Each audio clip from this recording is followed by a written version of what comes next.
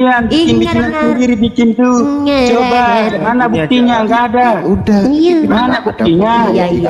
Nggak ada kok. Mana buktinya? Satu. Saya minta tanya mana buktinya? Bukti Betul nggak kalian siapa yang tulis itu? Betul nggak? Iya, betul siapa?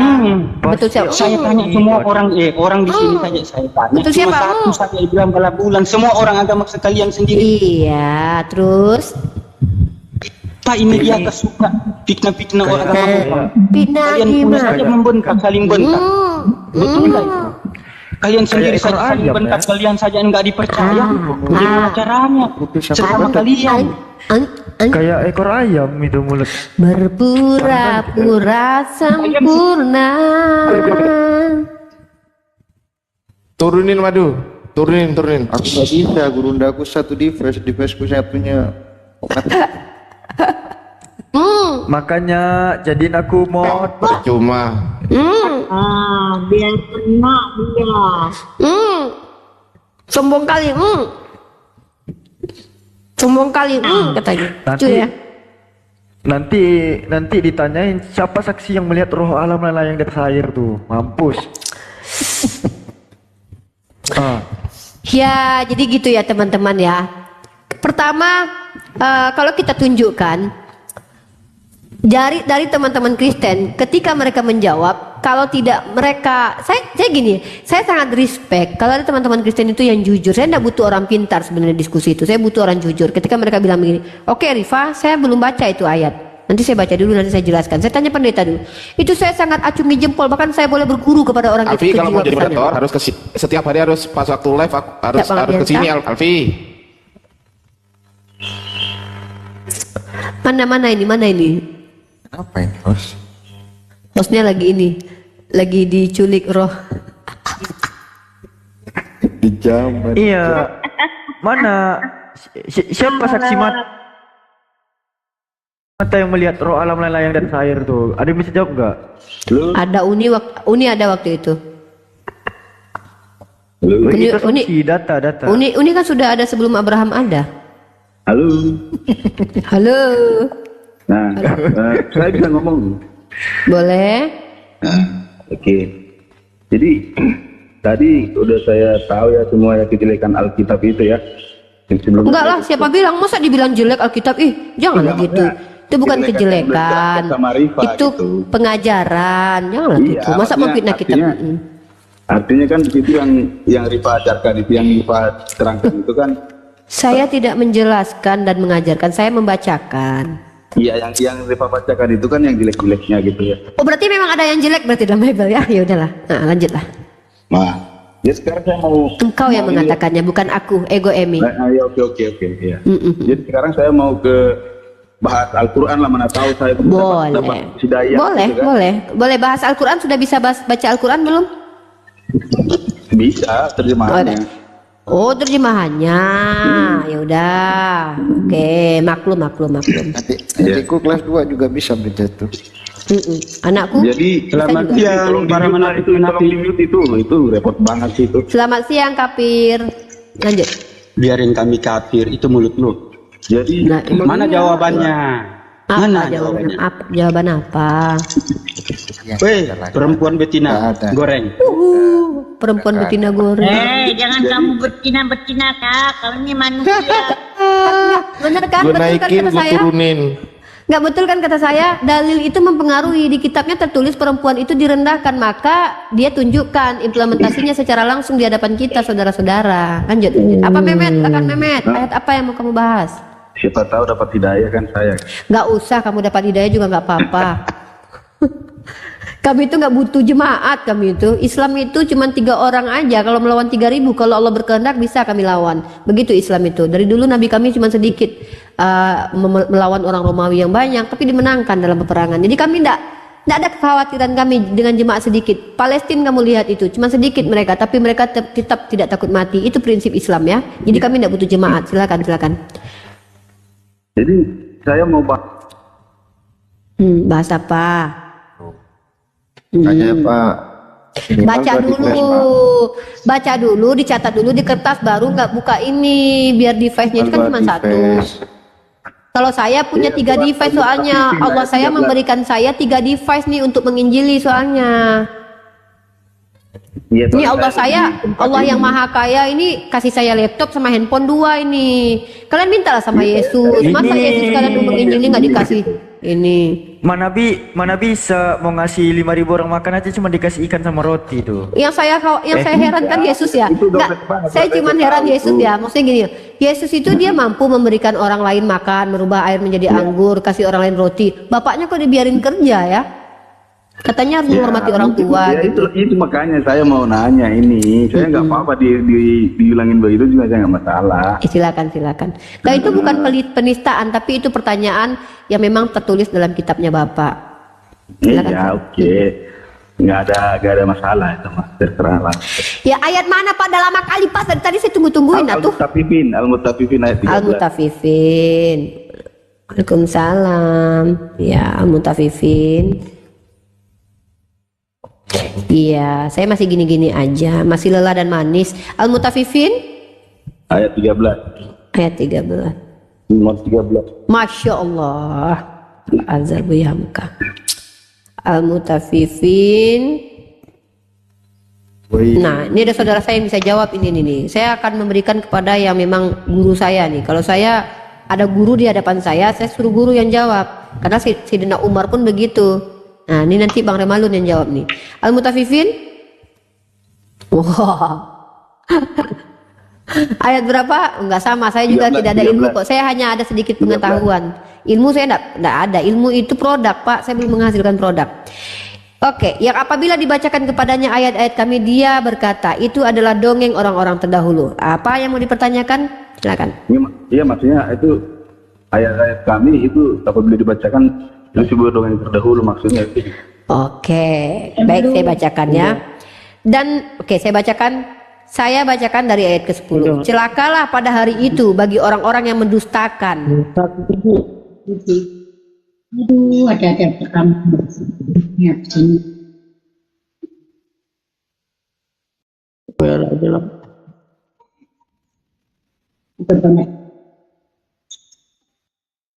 Berdosa. Yang apabila dibacakan kepadanya ayat-ayat kami, dia berkata itu adalah dongeng orang-orang terdahulu. Siapa orang yang berkata itu adalah ayat dongeng-dongeng terdahulu? Ya mereka yang melampaui batas dan berdosa. Pak Bon, di-mute dulu Pak Bon. Pak Bon, di-mute dulu. Nah, artinya memang Al-Quran ini ketika dibacakan kepada orang-orang kafir dan musyrik, mereka akan tuduh bahwa Al-Quran adalah dongeng. Nah, jadi ayat ini merujuk kepada orang yang melampaui batas dan yang mendustakan Al-Quran adalah orang-orang dari kalangan kaum kafir dan bahkan kaum muslim pun kalau mendustakan ayat Al-Quran maka mereka termasuk kepada orang-orang ini. Lalu apalagi pertanyaannya Mehmet? Oh berarti itu contohnya siapa yang nggak setuju dengan itu pasti dibilang itu dongeng gitu. Bukan, itu kok siapa yang tidak setuju dengan itu dibilang dongeng? Ini merujuk kepada Allah menyebut orang-orang yang mendustakan Al-Quran itu orang yang suka berkata bahwa kalau kami bacakan Al-Quran mereka bilang itu cuma dongeng. Ternyata itu dipenuhi di dalam beberapa banyak sekali debat-debat. Banyak sekali orang Kristen mengatakan itu dong. Tadi Anda tidak dengar tadi? Mana itu dongeng dibuat sendiri? Yang siapa tadi yang tantrum tadi? Yang kejang-kejang ayan di depan kita tadi siapa tuh? Nah, itulah buktinya mereka yang mendustakan Al-Quran. Begitu. Lalu apa lagi? Anda mau saya tunjukkan tidak ada dongeng dalam kitab suci? Al-Quran itu bukan dongeng tapi nggak usah. Saya udah. Kok nggak usah? Loh ini ilmu mahal loh. Pendeta Anda belum dikasih loh ini. Nggak usah. Saya udah Udah tahu? Udah mau cari pencerahan saya. Oh yaudah. Kalau memang cari pencerahan silakan. Saya mau tanya tentang ini aja. Ya. Nah, terus kedua itu sebelum ini kan, kalau misalnya sholat 5 waktu itu pas Nabi Muhammad itu turun dari ini ya, dari mana? Ya. Nah, itulah dari itu gitu ya. Terus sebelum Nabi Muhammad naik itu apakah belum ada sholat gitu? Sholat 5 waktu? Tidak, belum ada syariat yang diberikan kepada baginda Rasul, tetapi Rasulullah mengikuti apa yang sudah ditinggalkan oleh Nabi Ismail, makanya mereka disebut dengan orang-orang Hanif, tradisi-tradisi yang tidak menyimpang dari ajaran Nabi Ismail, tetapi bukan juga syariat yang diberikan kepada Nabi Muhammad SAW, karena pada waktu itu zaman ahlul fatrah, mereka belum mendapatkan syariat dan diutus seorang rasul kepada mereka. Jadi mereka melaksanakan apa-apa yang memang dipahami oleh para ahli kitab yang diperintahkan dalam Taurat, Zabur dan Injil. Nah, baginda Rasulullah Muhammad dengan keluarganya, salah satunya kakek istri beliau disebut sebagai orang Hanif, yaitu tidak membelot dari ajaran yang telah diberikan kepada Nabi sebelum Nabi Muhammad sebelumnya, yaitu Nabi Ismail alaihissalam. Wallahu a'lam bishawab. Dan mereka yang tidak mengikuti itu, mereka menyimpang dengan menyembah kepada berhala. Dalam kitab di dalam sebuah buku yang ditulis oleh Martin Ling ya, yang dibaca oleh Alfi juga, tentang sejarah pembukuan Al-Quran. Di situ dituliskan riwayat bahwasanya pamannya Nabi Muhammad SAW itu tidak pernah menyembah kepada berhala, tetapi beliau mengikuti tradisi-tradisi yang ditinggalkan.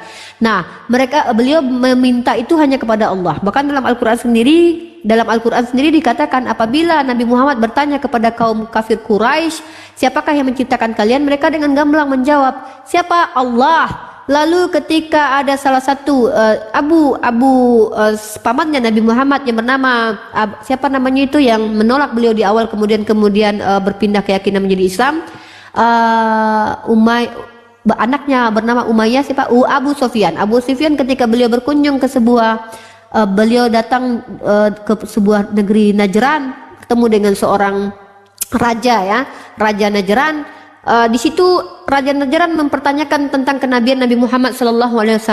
Lalu paman beliau itu menjelaskan prinsip orang Arab itu tidak boleh berdusta. Mereka sangat ketat dalam prinsip. Maka beliau menceritakan Nabi Muhammad SAW sebagaimana yang beliau pahami. Kemudian ternyata verifikasinya adalah raja ini memastikan apakah Raja Khitan telah hadir ke dunia. Maka Raja Khitan yang dimaksud itu adalah orang yang mengikuti ajaran Nabi Musa dengan cara dikhitan, tapi mengajarkan Tuhan yang satu, yaitu menyembah kepada Allah. Maka ini Anda bisa baca di buku yang dituliskan oleh Felix Yao di dalam kitab Khilafah Remake. Di sini dituliskan kisah itu, bahwa tradisi sunat menyunat itu tidak dihilangkan sama sekali dari negeri Arab. Ketika salah satu orang Arab dihadapkan kepada Raja Najran pada waktu itu, maka orang itu ditanya, bagaimanakah, apakah orang Arab disunat semua? Maka dijawab oleh orang itu, semua orang Arab pada waktu itu disunat. Artinya tradisi-tradisi yang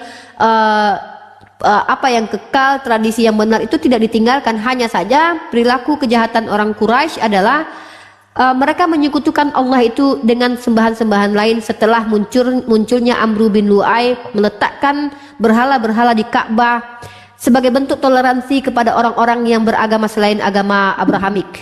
Jadi yang mereka lakukan adalah musyrik, yaitu menyekutukan Tuhan. Tapi mereka adalah orang-orang yang mewarisi ajaran dari Ismail alaihissalam.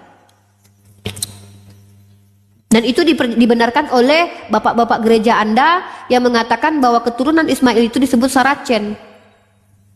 Ya, itu bapak-bapak gereja bukan mula-mula ya, termasuk pertengahan, termasuk yang purba juga, itu bahkan membuat didokumentasikan di dalam catatan mereka. Bahkan Ismailiyat ini disebut dengan Saracen, merujuk kepada keturunannya yaitu Nabi Muhammad, yaitu yang berada di Arab. Itu tuduhan terhadap orang-orang keturunan Nabi Ismail disebut dengan Saracen. Kurang lebih seperti itu. Karena mereka adalah keturunan Kedar dan juga Nebayot. Makanya Arab pertama sekali, kalau kamu baca di dalam buku perjalanan kisah Arab itu, Arab sebelum pra-Islam, Arab sebelum kedatangan Islam itu ada suku Nabat. Suku Nabat ini ada ya beberapa orang mengatakan bahwa ini diidentifikasi sebagai suku Nebayot, anak dari Ismail. Kemudian juga dikatakan bahwa dia adalah suku Kedar. Dari mana kita bisa lihat itu ada dalam Bible sendiri, memang Ismail memiliki anak bernama Nebayot dan juga Kedar. Ya, silakan dijawab. Ya, sudah menjawab lah, Bang. Oke, silakan menjawab. Silakan bertanya lagi. Tanya sampai seumur hidup aja lah, enggak apa-apa. Iya, maksudnya berarti sebelum Nabi Muhammad turun itu cara beribadahnya gitu. Oh, saya bertanya Heraklius. Nah, ini yang mau saya jawab ya.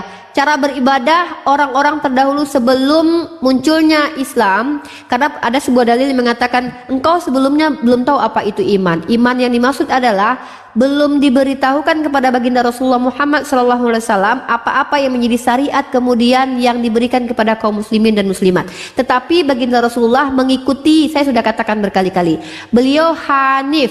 Hanif itu artinya ada yang mengatakan beliau belum memiliki syariat karena orang-orang ahlul fatrah itu tidak dikenai hukum karena belum diberikan syariat. Jadi dalam Islam itu Tuhan itu maha adil. Hukum diberikan, ketika dilanggar baru dapat dihukum. Tapi ketika hukum itu, syariat itu belum ada, maka Nabi kami Nabi kami tidak melakukan born di mute dulu.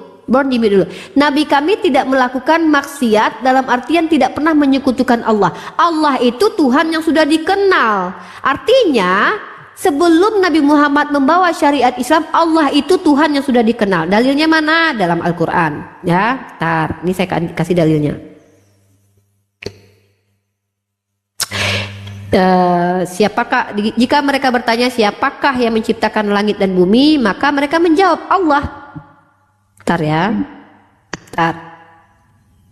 Makanya ada inskripsi batu di sebuah gereja tertulis Bismillah, itu tertulis seperti itu. Artinya nama Allah sudah dikenal. Tapi bukan berarti nama Allah itu dipahami sebagai generic name. Ya, tidak ada seperti itu. Kalau memang ada silakan bawa datanya gitu ya. Oke, bentar saya kasih pakai dalil Al-Quran saja. Nah ini. Oke, nah jadi kafir Quraisy itu sudah mengenal Allah dan mereka beribadah. Ibadahnya adalah ibadah mengikuti tradisi yang memang sudah ditinggalkan. Bagi yang hanif tetap tidak merubah ibadah seperti yang diturunkan.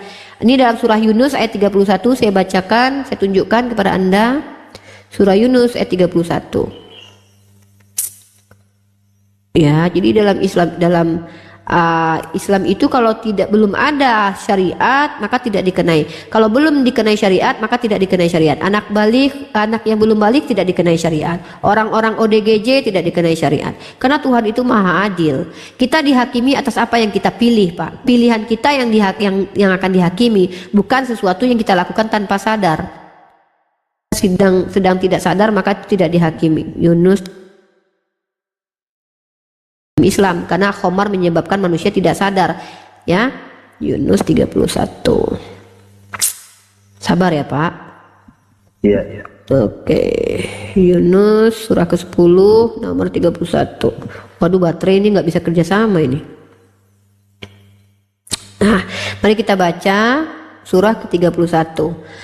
Nah, yang penting mereka sudah mengenal Allah, itu yang paling penting. Katakanlah Muhammad, siapakah yang memberi rezeki kepadamu dari langit dan bumi? Atau siapakah yang kuasa pendengaran dan penglihatan? Dan siapakah yang mengeluarkan yang hidup dari yang mati, mengeluarkan yang mati dari yang hidup? Dan siapakah yang mengatur segala urusan? Maka mereka akan menjawab Allah. Maka katakanlah, mengapa kamu tidak bertakwa? Artinya mereka sudah mengenal Allah. Tapi kalau perkara ritual, jujur saya katakan ritual yang dimaksud syariat seperti yang Islam lakukan sekarang itu memang diturunkan kepada baginda Rasul Muhammad. Tetapi Nabi Ismail alaihissalam sudah diperintahkan untuk melaksanakan apa yang kami laksanakan. Contoh, Bani Israel dalam surah Al-Baqarah dikatakan, ya bani Israil laskuru wa is akhosna mitsaqa bani Israil la ta'buduna illallaha wa bil walidaini ihsana wa zil qurba wal yatama wal masakini wa qulu lin nasi husna wa aqimus sholata wa atuz zakah. Ada zakat dan sholat diperintahkan kepada Bani Israel, maka seluruh nabi juga melaksanakan hal yang sama, perintah yang sama dan relevan pada masanya. Makanya orang Yahudi itu ada tefilot dan juga zakat, ada kosher, ada halal haram, ada sholat.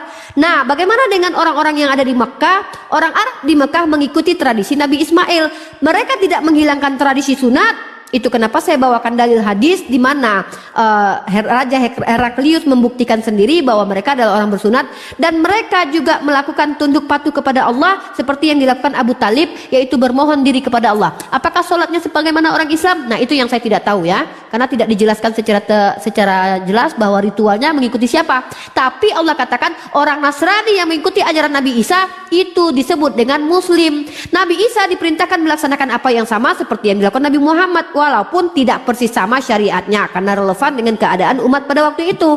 Begitu juga dengan nabi-nabi lain. Nabi Musa, mereka mengikuti ajaran yang sama, yaitu sholat dan juga zakat, tetapi tentu tidak sama karena berbeda masa, berbeda syariat.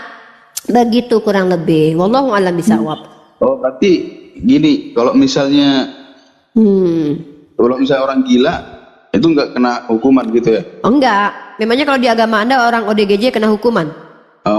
Kalau misalnya di agama saya, setahu saya ya. Jadi amalnya sebelum dia gila kan ada gitu. Kalau Jadi dia itu sudah yang ODGJ, dibutuhkan. kalau dia sudah ODGJ terus dia menggauli binatang, dia berdosa atau tidak?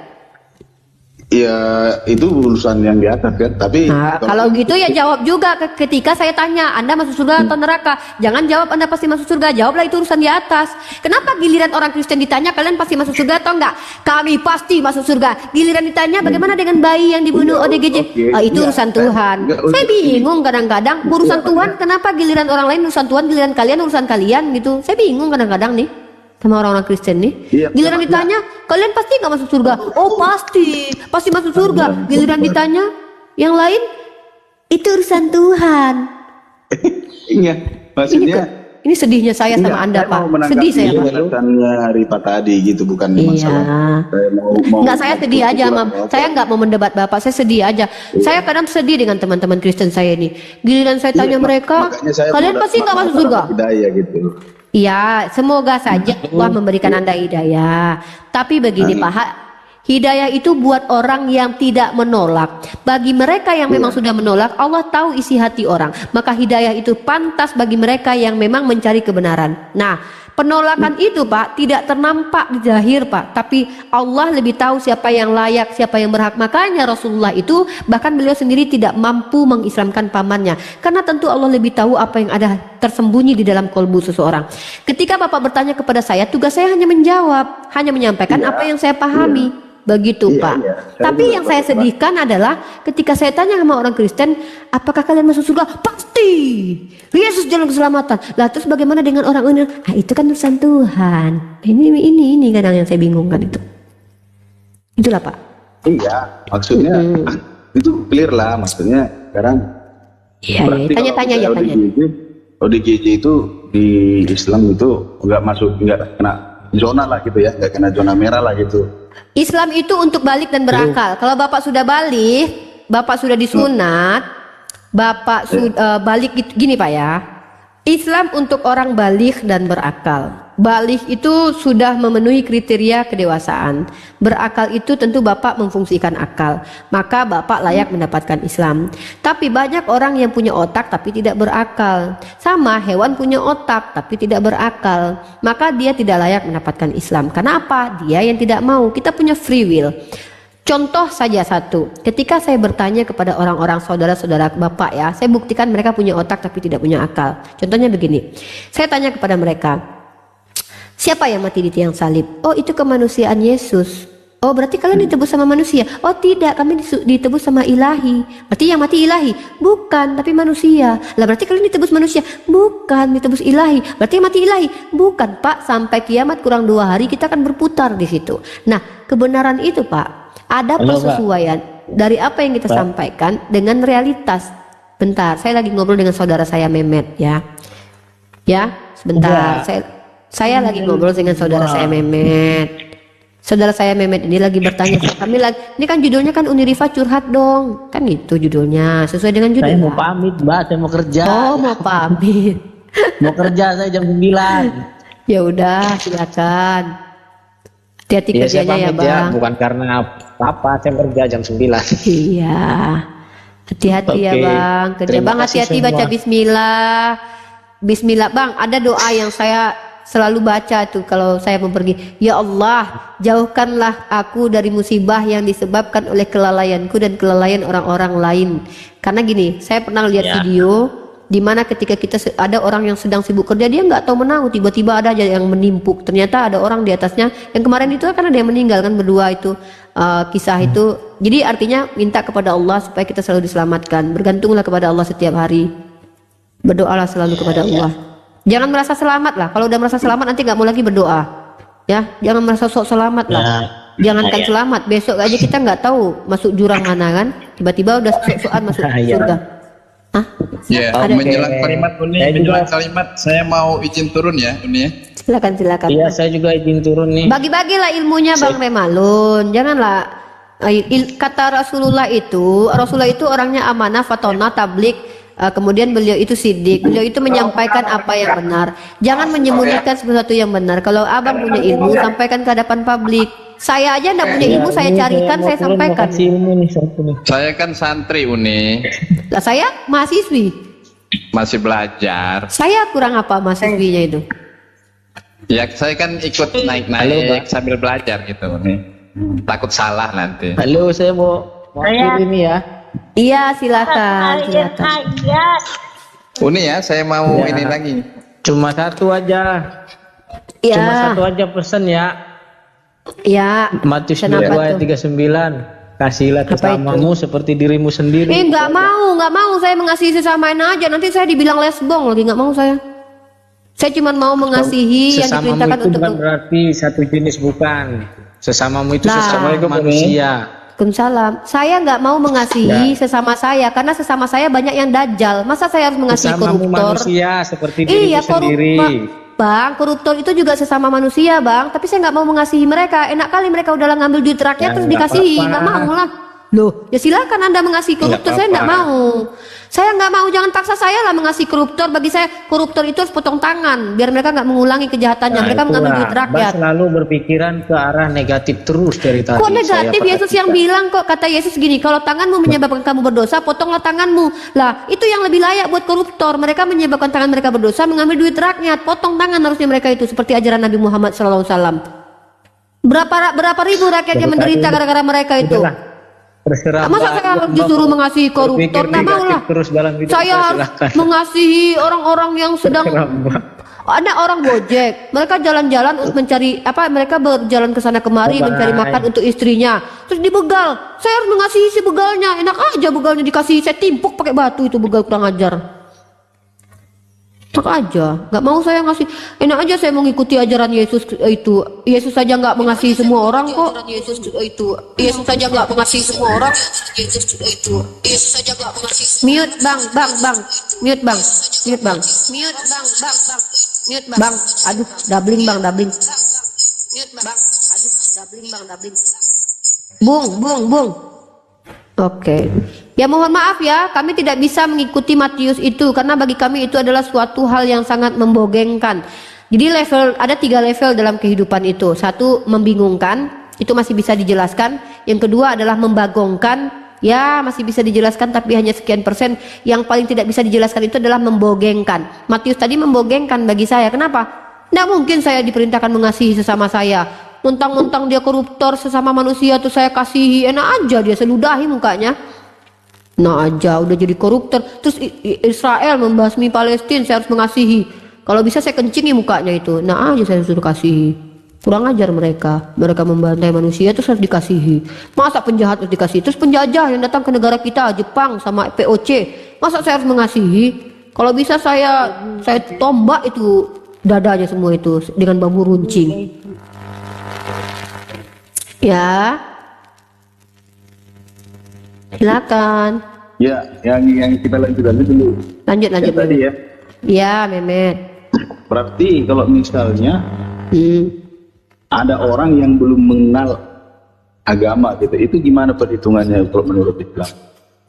Gini loh, agama itu adalah narasi yang tidak muncul dari Al-Quran. Al-Quran itu disebut dengan din dan milah. Nah, milah itu sudah ada sejak semula, milah Abraham. Milah Abraham ini sudah ada sejak zamannya Abraham. Abraham punya anak, Ismail dan Ishak. Mereka mengikuti milah Abraham. Nah, makanya saya katakan orang-orang yang mengikuti milah Abraham tanpa melenceng itu adalah orang-orang yang hanif, tidak terselewengkan, tidak terdistorsi. Mereka mengikuti ajaran yang betul. Begitu. Artinya adalah Di Kalimantan kan masih ada suku pedalaman gitu yang nggak kenal ketuhanan gitu ya. Nggak ada handphone di sana, rupanya. Ya, pedalamannya mah pasti nggak kenal kemajuan zaman lah gitu kan, mereka masih percaya. Ya, kalau nggak ada handphone, maka mereka termasuk orang-orang yang belum sampai kepada mereka, dan kata Allah orang yang di zaman fatrah itu sendiri tidak dihakimi. Jadi kalau ada orang saat ini yang ada di lubang, dia hidup di lubang sejak lahir, dia tidak pernah nonton TV, nggak pernah berjumpa Uni Rifa, tidak pernah mendengar nama Nabi Muhammad, lalu dia mati, ya dia tidak dikenai syariat, tidak dikenai hukum. Begitu Islam memandang itu. Tapi ada nggak hal itu terjadi kira-kira? Kalau kita gini, ya saya ini tidak suka sesuatu yang andaikan. Karena kalau saya berandai-andai, nanti andai-andai hidup bersama Yesus, Anda termasuk orang yang mengizinkan Yesus mati atau berandai-andai memang sebenarnya gitu. Sebenarnya kan masih ada suku yang nggak terjamah gitu sama orang-orang. Iya, suku yang tidak terjamah. Tapi apakah mereka betul-betul sama sekali tidak mendengar apapun? Tidak. Buktinya Anda lihat bagaimana Ustadz Fadlan, Ustadz Sabu Mandi datang ke Papua mengajarkan Islam. Bagaimana? Tapi kalau memang ada hal itu terjadi, maka Islam jelas. Hukumnya jelas dalam Islam. Nah, bagaimana dengan Kristen? Islam jelas itu. Orang-orang yang tidak mendapatkan peringatan, maka mereka tidak akan dihukumi atas apa yang mereka tidak ketahui. Bahkan orang Islam sendiri, nih saya nih, ini saya ya Bang. Saya ini belum tahu tentang suatu dalil. Saya melakukannya. Saya tidak dikenai hukum karena Allah memaklumi saya atas ketidaktahuan saya. Ketika saya sudah tahu, saya melanggar, baru saya disebut dengan orang yang menolak, kafir, kufur, menolak. Jadi kalau saya tidak tahu, ya saya tetap tidak dikenai syariat. Tapi manusia itu diperintahkan untuk mencari tahu. Karena nalurinya manusia itu mencari tahu. Anda tahu tidak orang zaman purba? Orang zaman purba itu mereka di awalnya tidak tahu cara membotong hewan. Kemudian mereka mencari tahu, berupaya. Orang purba saja yang peradabannya dipercayai oleh Darwin berbeda dengan peradaban kita, itu ada pundan berunda-unda, ada batu untuk memotong-motong. Itu artinya mereka mencari tahu. Begitu, artinya ada manusia itu nalarnya itu diberikan oleh Allah mencari tahu. Jadi seperti yang saya katakan, hukumnya jelas dalam Islam. Oke. Jadi begini ya. Saya lihat contohnya, saya bertanya aja nih, nggak usah gitu ya. Kemarin saya pernah nanya sama Rifa gitu, upah umat Islam di surga gitu. Yang ada saya tanya itu bagian ada taman yang indah gitu ya.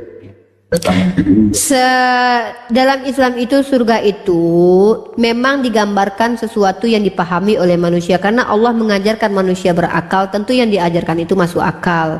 Tapi sungguh pun demikian, Allah sudah katakan bahwa surga itu adalah sesuatu, kenikmatannya itu belum pernah ternikmati oleh manusia.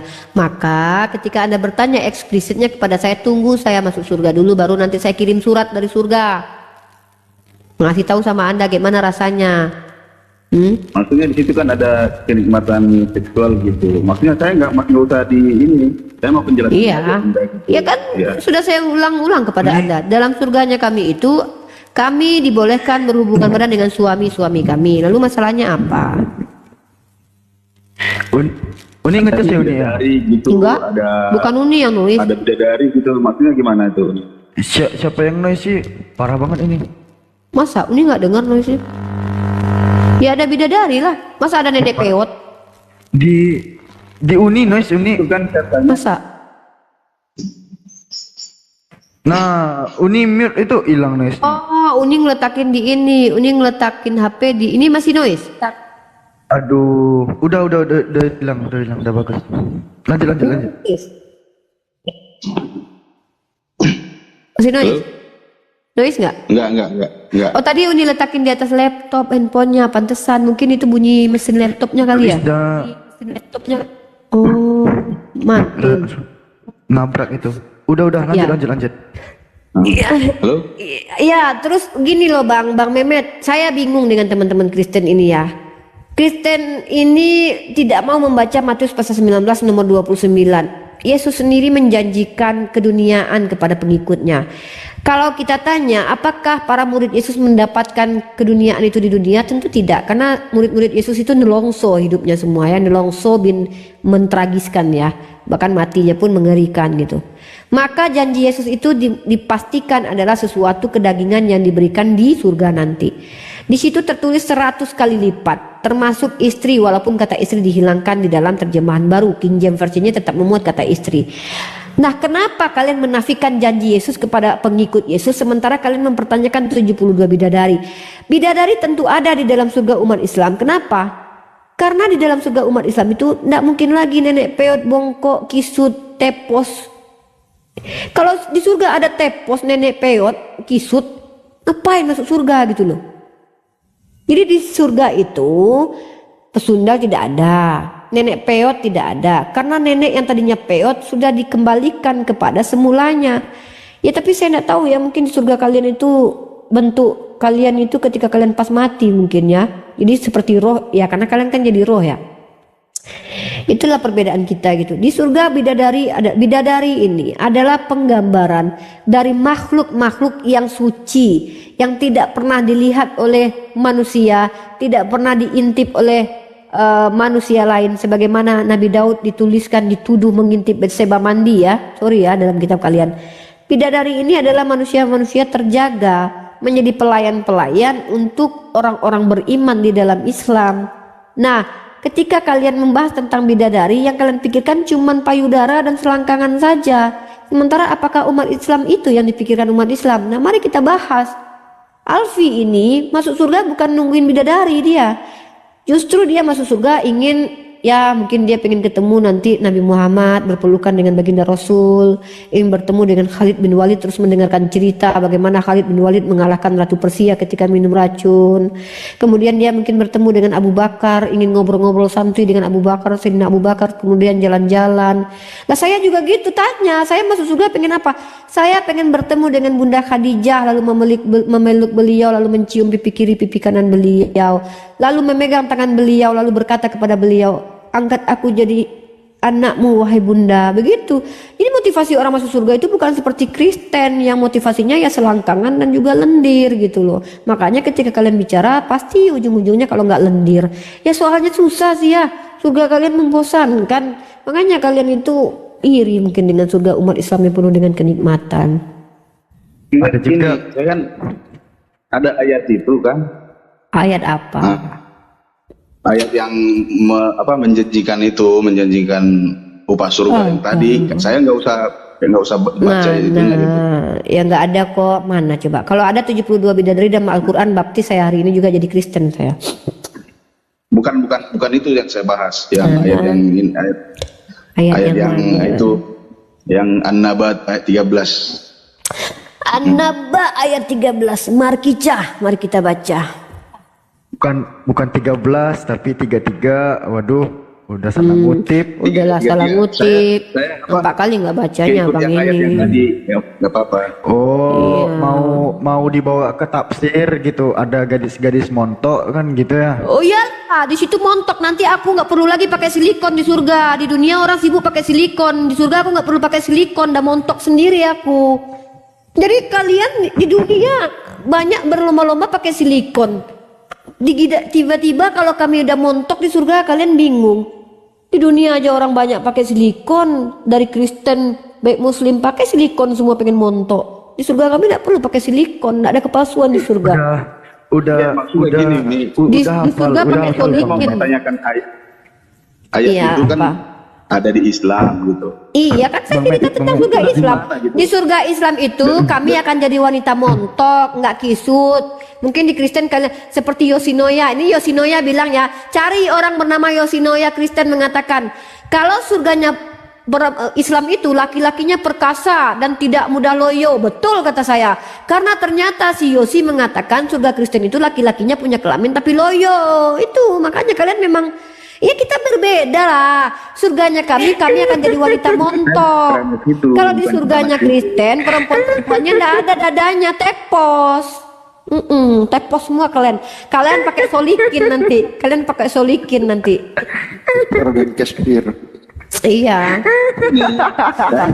Bukan mau membahas itunya. Aduh Mehmet, apa sih Mehmet? Tapi katanya montok, apa sih Mehmet? Mehmet mau bahas apa? Iya kan, itu ayat ada kan di Islam itu. Ayat apa? An-Naba tadi baca ayat An-Naba ya. An-Naba. Nanti kita baca. Ayat 33. An-Naba 33. Nanti izin mirroring ya. Nggak apa-apa, kita mirroring nanti ya. An-Naba ayat 33. Kita harus mencondingkan surganya umat Islam itu manusianya paripurna sempurna. Perempuannya berdada montok dan di Kristen perempuannya tepos-tepos. An-Naba ayat 33. 33 ya? Hah, Mehmet? Iya. Di tiga-tiga. Gadis-gadis remaja yang sebaya. Ya, kami semua akan sebaya. Masa lebih tua saya nanti ketimbang orang lain? Ya nggak maulah saya paling tua. Saya akan sebaya teks dengan itu? orang. Gadis-gadis sebaya. Teks itu dapat di ini Uni tak Hadis, ya. Jadi begini, di dalam surganya umat Islam itu kami akan menjadi gadis remaja yang sebaya. Betul sekali itu. Lalu apa masalahnya, Mehmet? Kamu nggak mungkin lah dapat itu, Mehmet. Kamu sorry ya, Mehmet ya. Nih, Mehmet, maaf, Mehmet ya. Di dalam Islam itu surga itu hanya untuk orang yang mampu menahan dirinya dari syahwat, bukan orang yang hiperseks.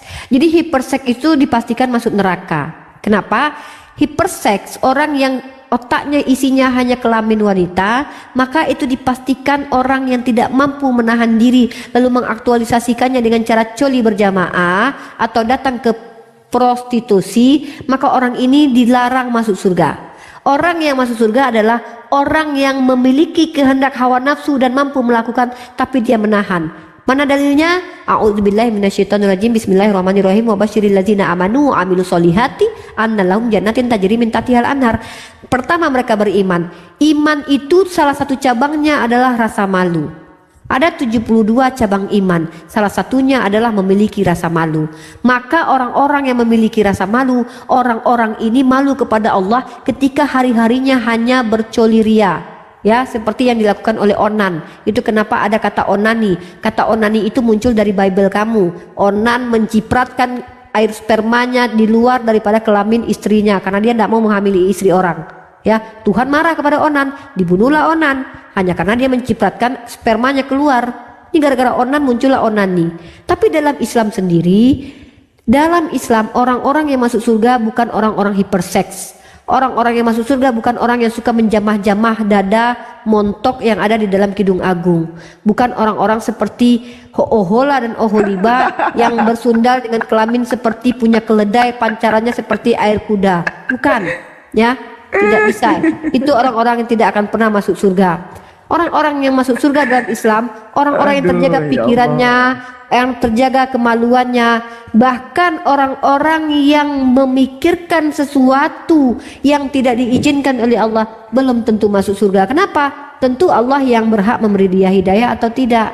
Makanya Mehmet sampai sekarang tidak diizinkan Allah masuk Islam karena isi otaknya ya itu tadi, vagina aja. Makanya Met, jangan pikirkan vagina aja, berhentilah Met. Pikirkanlah Tuhan, Met. Iya, oke. Maksudnya pikirkanlah Tuhan, Met. Vagina itu akan engkau dapatkan ketika engkau menikahi, cukuplah. Janganlah memikirkan vagina terus. Berhentilah nonton bokep, berhentilah. Insya Allah kamu akan mendapatkan surga dari Allah. Ayatnya ada, betul. Iya. Terus? Yang menerima ayat itu caranya gimana? Itu maksudnya. Apakah yang menerima ayat itu adalah orang yang beriman dan beramal soleh, Mehmet. Tapi kalau Mehmet beriman hanya untuk mendapatkan vagina, ya belum tentu. Cara dapat ayat itu gimana? Cara dapat ayat itu gimana? Cara menjadi muslim adalah dengan bersyahadat. Bersyahadat memberikan persaksian bahwa Allah lah satu-satunya Tuhan, bukanlah manusia yang berkelamin. Lalu mempercayai Nabi Muhammad sebagai Rasul utusan, bukan mempertuankan Nabi. Begitu. Maksudnya apalagi itu, surat itu siapa yang mengatakan itu gitu? Yang mengatakan adalah Allah, Mehmet. Aduh Mehmet, Amet, Julamet, Mehmet, Julamet. Ya terus apa masalahnya, Met? Allah menjanjikan. Iya, di surga kami itu semua sebaya. Kami gadis-gadis menjadi sebaya nanti, nggak ada yang peot. Masa saya masuk surga peot? Masa saya masuk surga lebih tua saya daripada orang lain? Nanti saya marah kepada Allah. Ya Allah, masa saya lebih tua? Gimana sih, Mehmet? Apa sih Mehmet?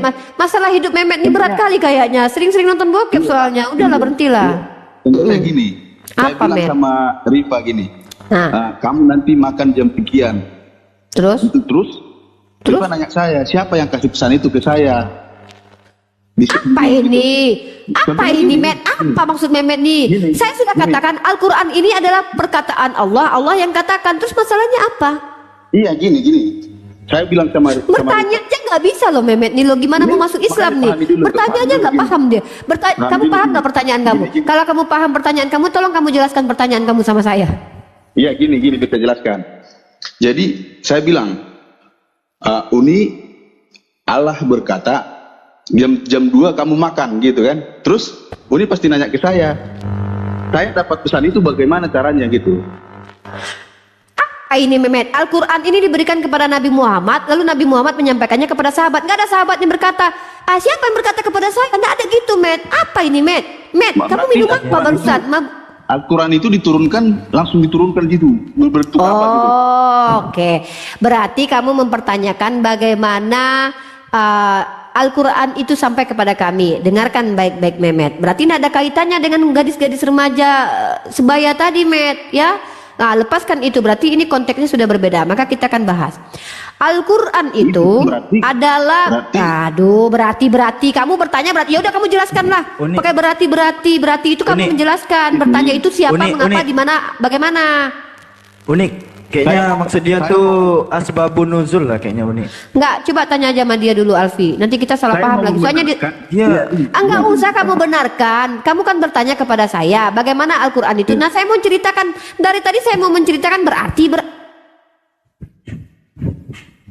Kena lagi Uni, aduh, 3 akun saya, akun Uni 2. Iya. Maksudnya gimana tuh? Asbabun nuzul kah, Bang Met? Bukan. Terus bagaimana Allah itu cara Allah? Gini Bang, gimana? Saya mau meyakinkan diri saya bahwasannya surat An-Naba itu asli dari Allah. Bagaimana caranya gitu?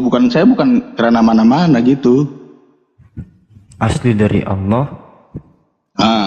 Maksudnya bagaimana caranya? Saudara saya Muslim.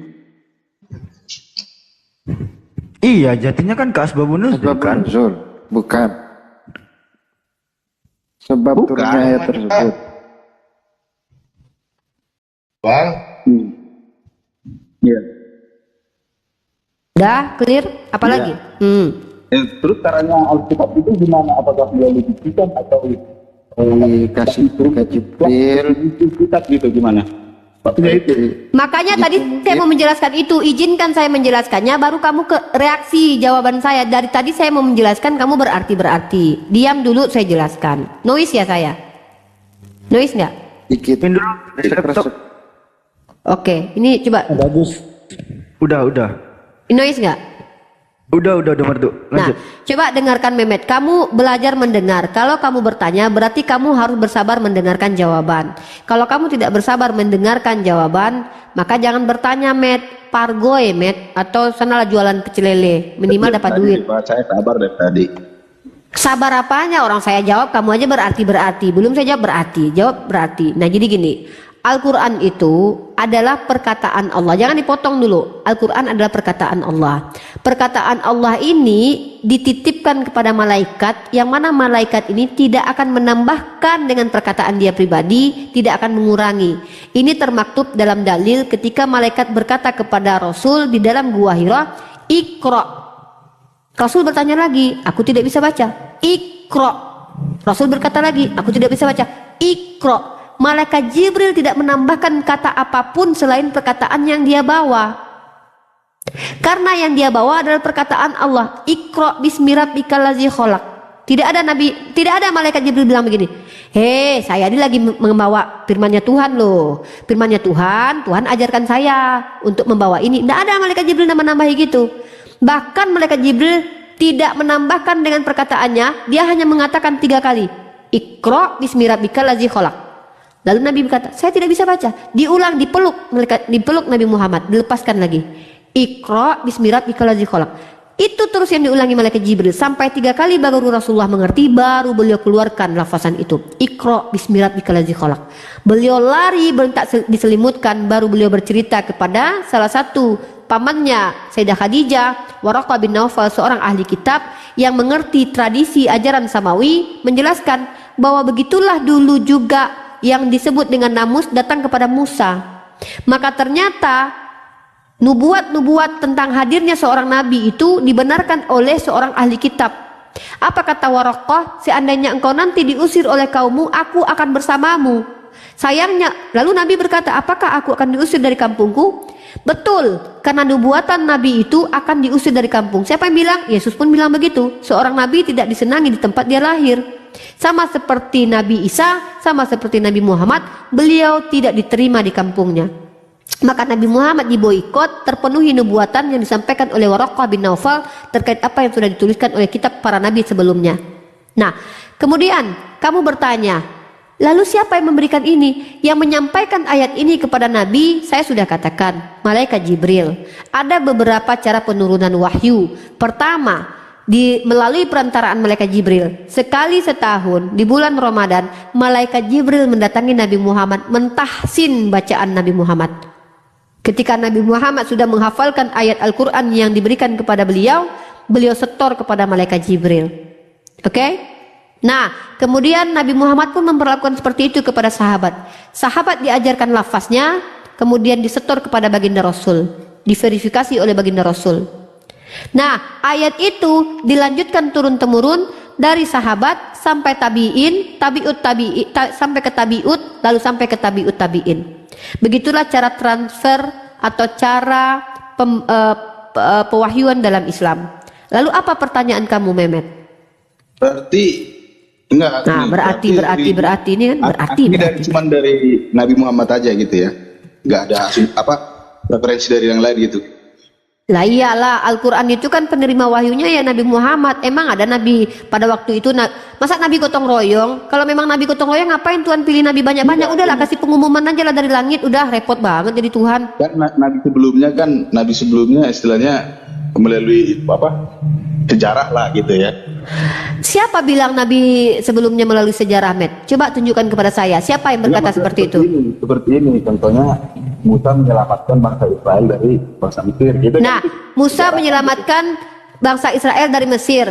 Itu ditulis oleh siapa ayat itu? Ya, itu para nabi-nabi itu. Siapa yang tulis itu? Nabi mana? Nabi apa? Kalau masalah, ya kan? Ya seperti itulah ibaratnya. Nah, makanya kalau nggak tahu, kalau dikunci dengan kata seperti itulah ibaratnya, tapi tidak mampu menjelaskan, jangan bikin klaim. Nanti saya tanya, nanti klaimnya susah kamu nanti. Saya dari tadi tidak pernah bertanya. Saya tidak pernah bertanya sama kamu. Saya menghargai kamu yang bertanya tentang Islam. Teman-teman saya giginya udah gregetan di bawah. Saya bisa saja mirroring kepada kamu. Bahkan Alfi ingin mirroring. Saya masih tahan ini. Kenapa? Saya masih ingin mensiarkan Islam. Saya ingin lebih mensiarkan Islam. Ini room yang Bang Ardiansa, beliau seorang Muslim. Maka kami di sini lebih ingin mensondingkan tentang Islam. Saya justru senang ditanya tentang Islam. Tapi ketika kengeyelan hakiki muncul dari diri kalian, maka saya tidak akan segan-segan memirroring kalian. Ingat, ketika Tuhanmu melayang-layang di atas air, apakah itu bisa dikatakan sejarah? Bagaimana mungkin Musa yang muncul ribuan tahun kemudian mencatat sejarah? Bagaimana cara Musa memverifikasi sejarah Tuhan melayang-layang di atas air, penciptaan bumi pertama kali? Gimana caranya itu, Bre? Ini bener aja lah. Masa Tuhan melayang-layang di atas air bisa dengan sejarah? Nah, kalau di mirroring kayak gitu, siapa saksi mata yang melihat roh Tuhan melayang-layang di atas air? Iya. Siapa saksi mata yang melihat roh Tuhan? Ya, waalaikumsalam. Waalaikumsalam warahmatullahi. Iya. Jadi begini, saudaraku, tradisi agama Samawi. Kamu tahu tidak arti agama Samawi? Samawi itu artinya agama langit. Agama langit ini identik dengan agama wahyu. Wahyu berasal dari kata wahaya. Ya, itu bahasa Arab. Nah, kitab Wahyumu itu mengambil kitab bahasa Arab itu. Nah, ini saya tunjukkan kepada kamu. Wahyu, ya. Nih, saya kasih referensi Kristen lah. Ya, jadi gini, banyak belajar saudaraku. Injil pun juga nyomot dari Arab juga tuh. Ya, minimal kamu tuh banyak belajar. Kalau nggak mau baca Bible, nggak mau baca kitab-kitab Tuhanmu, minimal baca grup WhatsApp keluarga lah. Kamu tahu siapa yang udah meninggal, siapa yang udah nikah. Janganlah malas sekali baca. Minimal baca WhatsApp keluarga gitu. Oh, tahu saya. Oh, ini kawannya udah nikah. Oh, ini ada saudara saya udah nikah gitu. Minimal ada pengetahuan yang kamu tahu gitu. Ya, ini saya bacakan kepada kamu. Wahyu. Ibu ini namanya Bu Rita Wahyu ya. Dia menggunakan bahasa Arab loh. Kenapa bukan Ibu Theognitus namanya ya? Dia orang Kristen padahal. Kenapa dia bangga menggunakan bahasa Arab ya? Rambut saya kelihatan. Ini namanya adalah Ibu Theognitus Apokalipsus atau Ibu Rita ya.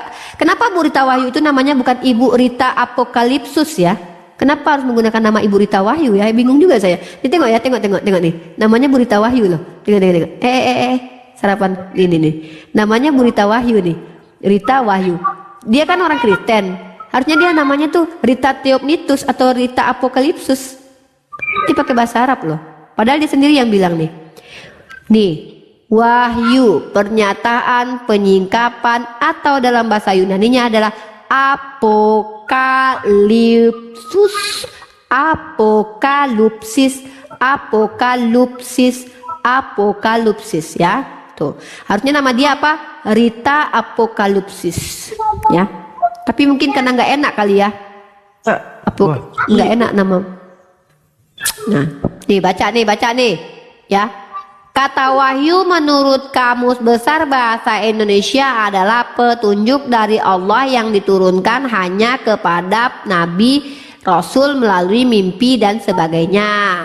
Etimologinya berasal dari kata kerja bahasa Arab waha yang berarti memberi atau wangsit, mengungkap atau memberi inspirasi. Kata Ibraninya adalah khazon. Ini diterjemahkan dengan wahyu. Kenapa bukan Ibu Rita Khazon namanya? Rita Khazon aja kenapa? Yang dapat pula bermakna penglihatan karena berasal dari kata khazah, melihat, memandang, mengaman-amati. Kitab terakhir dalam Perjanjian Baru dalam bahasa Ibrani, Haverit Hakedasah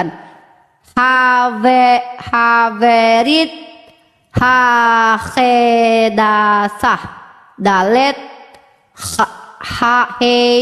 Het Dalet Sin He Haverit Bet Res Yot Tet Haverit Hakhadasah. Nah ya, betul kan, Haverit Hakhadasah. Disebut Khazon. Ini non sofit. Ya, masa saya ngajarin bahasa Ibrani, nggak usah lah ya. Wahyu kepada Yohanes. Jadi Khazon, harusnya kitab kalian itu kitab Khazon. Janganlah pakai kitab Khazon, kitab Apokalipsus harusnya. Apokalipsus kitab kalian itu. Tak kenapa kalian pakai bahasa Arab pula ya kan? Nah, mana si Mehmet? Masih ada Mehmet? Culametan masih di sini nggak? Nah, Khazon bermakna penglihatan dalam keadaan ekstatik, penglihatan di waktu malam, penglihatan yang berhubungan dengan komunikasi ilahi. Nah, ini baru tepat nih, komunikasi ilahi. Jadi komunikasi ilahi itu, ilahi nggak ngajak ngopi. Ayo kita ketemu di Starbucks, yuk duduk, kata ilahi. Nggak gitu komunikasi ilahi. Ya, jadi komunikasi ilahi itu melalui mimpi juga bisa, mengutus para nabi juga bisa. Mana dalilnya Unirifa? Bilangan pasal 12 ayat 6. Nah nih ya, nih betul. Lalu berfirmanlah ia, dengarlah firmanku ini. Jika di antara kamu ada seorang nabi, maka aku Tuhan menyatakan diriku kepadanya dalam penglihatan. Aku berbicara dengan dia dalam mimpi. Ini nabi nih. Nabi. Oke? Nah, artinya para nabi itu mendapatkan wahyu dengan berbagai macam cara. Bisa melalui perantaraan malaikat, bisa juga melalui mimpi. Nah, bagaimana dengan perantaraan malaikat itu terjadi? Ada, ini contohnya. Ini contohnya. Jadi Unirifa ini tak suka berasumsi ya Mehmet. Unirifa ini adalah wanita dalil, bukan wanita dalih. Wanita dalil. Aduh. Dari tadi nggak ada yang mau ngomong selain aku. Nggak ada yang mau ngomong selain aku. Ngomong lah woi. Bang Ardiansa ngomong lah. Ambil semua aja nih. Halo. Lanjut aja. Apa Islam? Pandapurna ini Kristen apa Islam? Roamer.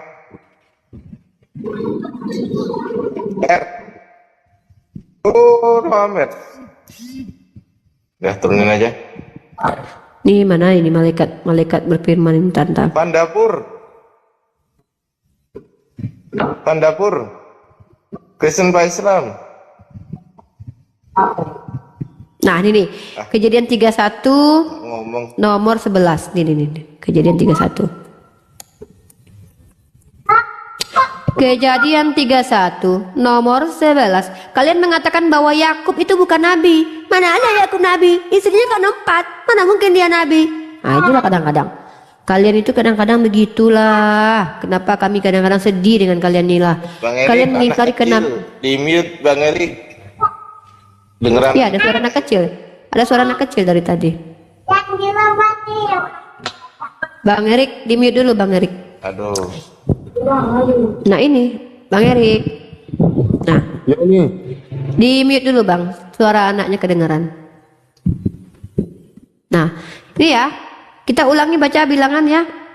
Bilangan pasal 12 ayat 6. Lalu berfirmanlah ia, dengarlah firmanku ini, jika di antara kamu ada seorang nabi, maka aku Tuhan menyatakan diriku kepadanya dalam penglihatan, aku berbicara dengan dia dalam mimpi. Lalu apa yang terjadi di dalam kitab Kejadian ini? Kejadian pasal 31 ayat 11. Dan malaikat Allah berfirman kepadaku dalam mimpi. Ini udahlah dalam mimpi, malaikat pula lagi yang berfirman, bukan Allah.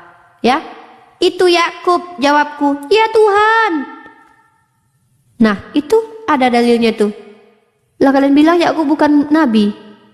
Kenapa? Kalian nggak nerima dia nabi karena bininya 4. Coba karena bininya 1 kalian bilang dia nabi. Itu kadang-kadang saya bingungnya dengan kalian nih. Mentang-mentang bini Yakub 4. Kalau nggak 4 bininya nggak ada itu 12 Bani Israel itu. Bersyukurlah kalian Yakub itu punya banyak istri. Nah nih. Lalu ia berfirman, angkatlah mukamu dan lihatlah bahwa segala jantan yang menjantani kambing domba itu bercoreng-coreng, berbintik-bintik dan berbelang-belang. Setelah kulihat semua yang dilakukan oleh Laban itu kepadamu. Akulah Allah yang dibitel. Nah ini malaikat nih menyampaikan perkataan. Jadi malaikat menyampaikan perkataan Tuhan. Bukan berarti malaikat itu adalah Tuhan. Nah giliran kalian malaikat berfirman, kalian bilang malaikat itu Tuhan. Udahlah Tuhan bisa menyamar jadi malaikat kata kalian. Menyamar jadi tiang awan kata kalian. Bingung lah aku kadang-kadang dengan kalian nih. Ya. Jadi di sini bahwasanya ajaran Islam itu terkorelasi dengan ajaran Nabi Bani Israel, bukan Yahudi ya. Karena Yahudi itu tidak semuanya mengikuti ajaran Musa. Lanjut Mehmet, apalagi pertanyaanmu Mehmet. Berarti Berarti. Dan itu doang gitu ya? Hah? Pure dari mimpi Nabi Muhammad sama malaikat gitu. Aduh ya Allah, ingin kurasanya jambak-jambak rambut si Mehmet inilah kalau panjang rambutmu kayak Yesus. Kan aku gini loh Mehmet, tadi kan kamu bertanya Nabi Muhammad itu mendapatkan wahyu dari Allah melalui perantaraan malaikat Jibril. Nah cara penyampaian wahyu itu bukan hanya melalui perantaraan malaikat, bisa juga melalui beberapa cara. Dimasukkan dalam hati atau kolbunya Nabi, bisa juga diberikan melalui mimpi. Ternyata itu tradisi agama Samawi ya begitu. Para nabinya mendapatkan informasi dari Tuhan melalui mimpi. Diverifikasi oleh bilangan pasal 12 ayat 6. Ketika ada nabi di antara kalian, aku berfirman juga melalui mimpi atau menyatakan diri kepada mereka. Begitu Mehmet. Apakah sesulit itu? Met, aku nggak mau lah jadi guru kalau muridnya kayak kau. Met, serius Met, nggak mau aku jadi guru. Kalau guru itu harus berhati besar. Nggak mau. Tuhan berfirman dalam hati loh Bu Mimi Uni. Iya, kalau si Mehmet jadi guru aku, udah aku suruh dia, udah, kau nggak usah sekolah lah, aku kasih ijazah kau lulus sudah, aku bilang gitu ya. Lulus aja kau udah. Jadi kan biar saya makin tahu gitu ya. Nggak usah, Met, Islam itu untuk orang berakal dan balik. Dari tadi nggak ada berakal-berakalnya gue tengok. Jadi gitu, maksudnya. Berarti kita kan Bu dokter saya nyerah Bu dokter, saya jadi ini aja Bu dokter, tolong Bu dokter carikan saya kerja selain jadi guru Bu dokter, muridnya kalau kayak Mehmet saya nyerah. Makanya Yesus itu kesal, dia mengutuk pohon ara. Gimana coba dia nggak kesal sampai dia mengutuk pohon ara? Orang muridnya kayak si Mehmet ini, bayangkanlah betapa Mehmet aja bukan Bani Israel loh yang tegar tengkuk, apalagi Bani Israel tegar tengkuk diajari Yesus. Coba apa nggak dikutuk? Saking kesalnya Yesus dikutuknya pohon ara loh Bu dokter. Saking kesal. Saya masih mending, saya mau ngutuk apa? Saya nggak bisa ngutuk. Yang ada saya jambak-jambak rambutnya orang ya kan. Apa Mehmet ini bukan Bani Israel tegar tengkuk loh Bu dokter. Tapi udahlah Bu dokter nyerah. Ada nggak kerjaan selain jadi dokter gitu? Ada nggak Bu dari dokter itu? Saya mau lah bedah-bedah orang gitu. Saya mau bedah-bedah orang aja Bu dokter, serius. Saya mau bedah-bedah orang, mau sunat. Saya jadi orang tukang sunat aja nggak apa-apa lah. Motong-motongin kulup orang aja nggak apa-apa lah, lumayan. Satu kulup 30.000, satu kulup 30.000. Saya jahit pakai mesin obras nggak apa-apa. Nggak mau saya jadi gurunya si Mehmet, nyerah aku, serius. Jadi gini. Apalagi? Biar selesai gitu. Apa? Kalau misalnya perjanjian baru di Alkitab ya, itu kan ada Matius, Markus, Lukas begitu-gitu kan. Dan semua isinya itu ya, kalau setahu saya cerita mereka gitulah, tapi nggak usah kita bahas itu. Iya betul kamu Mehmet, cerita mereka aja itu, entah apa-apa aja mereka terus. Iya, maksudnya cerita pengalaman mereka kan. Iya, cerita pengalaman itu pun kalian bilang dari Tuhan, ada aja kalian. Udah, nggak usah fix. Berarti kalau misalnya yang di ayat Al-Quran itu kan ada Maryam gitu kan, ada ini, itu diambil dari apa gitu? Oh, itulah yang disebut dengan wahyu tadi. Allah yang memberitahukan kepada Nabi. Masya Allah Bu, dokter Bu, skincare-nya apa Bu? Bagi-bagi Bu, biar cantik aku. Masya Allah. Ya Allah, subhanallah, Masya Allah. Inilah Allah menciptakan makhluk seindah itu ya. Mehmet, kau jangan tengok Mehmet. Gitu nanti di surga Met. Kami umat Islam tuh di surga begitu bentuknya. Nggak ada kayak Mikana itu pakai bulu mata palsu. Ya, kami di surga itu original nanti itu kayak Bu dokter cantiknya luar biasa. Mikana pakai bulu mata palsu Met. Di surga nggak ada yang palsu Met. Nggak ada pakai silikon, pakai solikin, nggak ada orang nanti ya di surga ya. Cantik kayak Bu dokter itu nah. Jadi saya nanti cantiknya kayak Bu dokter itu nanti. Begitu kami nanti, Masya Allah, tabarakallah nanti kami. Itu surganya umat Islam. Nggak ada kayak di surganya Kristen itu. Mikana pakai bulu mata palsu nanti di surga Kristen. Bulu Mikana antikristus. Ya. Alfi mau nanya lah sama Bang Mehmet, ini boleh nggak nih? Jangan Mehmet apa Alfi ini? Bang Mehmet. Bukan iya pakai Mehmet. K, bukan pakai K, Alfi. Pakai D. Ya Allah. Ada D-nya itu. Iya. Enggak, serius. Bang Mehmet. Alfi serius mau nanya nih Bang Met. Ini suka Kau masih ketumbar kok gitu Pi? Enggak ada. Itu salah pendengar. Ini masih jerawat, udah bisa jadi bisul ini, udah meledak dia. Bang Met. Ya, nih. ya. Alfi mau nanya nih, kejadian 821 Bang Met.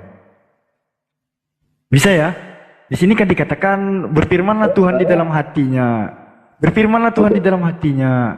Teksnya itu, aku akan ya mengutuk bumi ini lagi karena manusia. Sekarang nih Tuhan itu berkata-kata di dalam hati. Pertanyaannya, manusia seperti apa yang bisa mendengarkan suara hati Tuhan, Bang Met? Silakan. Kejadian itu ya? Telepati sih. Kejadian 821. Udah sini aku bantu si Mehmet menjawabnya lah. Kasihan kali aku gini. Iya, bantu aja. Gini cara menjawabnya. Cara menjawabnya gini Met. Nanti diikuti ya Met. Nah jadi gini. Tuhan itu kan berfirman dalam hati Met. Benar kan Met? Betul ya. Nah bagaimanakah cara Musa mencatatkan itu? Nah ketika Tuhan datang, dia berbisik kepada Musa. Musa, aku pernah berfirman dalam hati. Gitu. Jadi disampaikan kepada Musa. Kurang lebih begitulah memang. Aneh kan nih? Ada Tuhan suit, Tuhan siul, Tuhan bisik lagi. Ini apa ini PL ini? Kalau kita bahas yang itu, kita lanjut yang itu tadi aja, yang berarti yang ada di Al-Quran. Jawab dulu. Yang ada.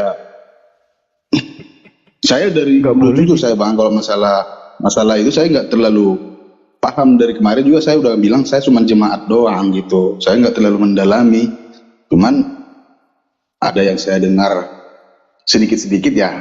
Oke, saya ini gitu, saya jalanin gitu.